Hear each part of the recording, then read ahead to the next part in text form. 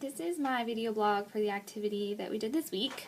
I played 20 questions with Gavin Hall and had him record his responses, and then had his close friend Zach Wooldridge and Emily Borders, his girlfriend, record their answers as well.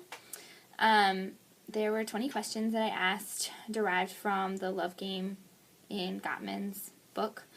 And some of them were really easy, and those were like 1-point questions.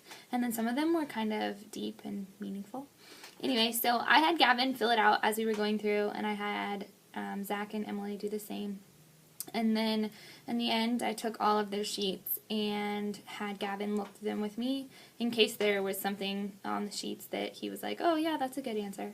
So when I tallied everything up, it ended up being that Zach actually scored lower than Emily.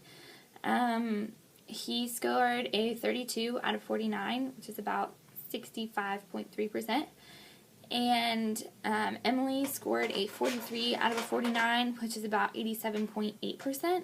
I was kind of surprised by that because Gavin and Zach have known each other since they were in 5th grade, and Gavin and Emily have been dating for less than a month, I think. But, I think that speaks a lot to the kind of relationships that they have. I think that Zach and Gavin's relationship, much like any kind of male relationship, they're not so self-disclosing with each other. Males don't tend to be really self-disclosing.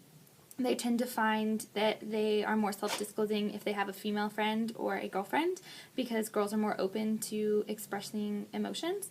So I wasn't really surprised that Zach maybe didn't know some of the answers, like what is one of Gavin's biggest fears, and Zach had a hard time taking it seriously, and he would put like joking answers that Gavin thought were really funny but were actually like incorrect. So maybe that was a little bit of the problem. And then I was pleasantly surprised by how well Emily did. I feel like they haven't really been dating very long, but the fact that she was able to answer so many questions about Gavin correctly really speaks volumes about the healthiness of the relationship, because they obviously talk a lot about what they hope for the future and what their biggest fears are, and they obviously are on a good level and sharing, and they obviously have a well-constructed love map. I thought this was an interesting activity. I am actually going to be the subject of this activity for a couple of other people from our class, so I'll be really interested to see what that has to say about my relationship with Zach and then my relationship with my roommate.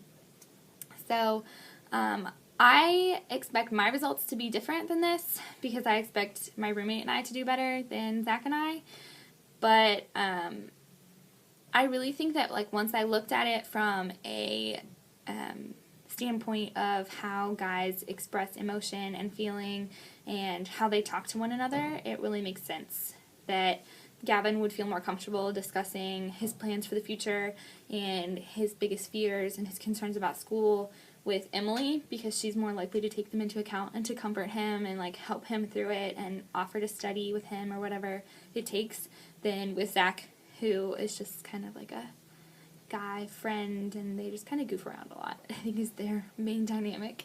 Anyway, I enjoyed this. I always like being nosy, so Gavin was fun to analyze, and yeah, it was actually really fun.